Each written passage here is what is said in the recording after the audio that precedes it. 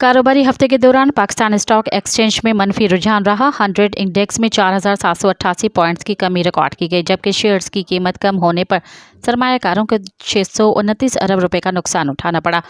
Pakistan stock market में मुसलसल 8 हफ्ते तेजी के बाद रवां हफ्ते मंदी का रुझान रहा। सरमायाकारों की नींदें उड़ गई। 100 इंडेक्स में 4,788 पॉइंट्स की कमी रिकॉर्ड की गई। इंडेक्स 4.30% कमी से 1,09,513 की सतह पर बंद हुआ।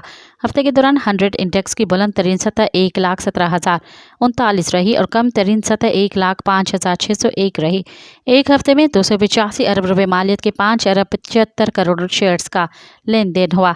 शेयर्स की कीमत कम होने से सरमायाकारों के 629 अरब रुपए डूब गए और मार्केट कैपिटलाइजेशन घटकर 13,958 अरब रुपए रह गई। मज़ीद ख़बरन ऐं तफ़सीलात लाइ विज़िट कयो असांजी वेबसाइट www.awamiNewsHD.com ऐं ॾिसंदा रहो अवामी न्यूज़ HD।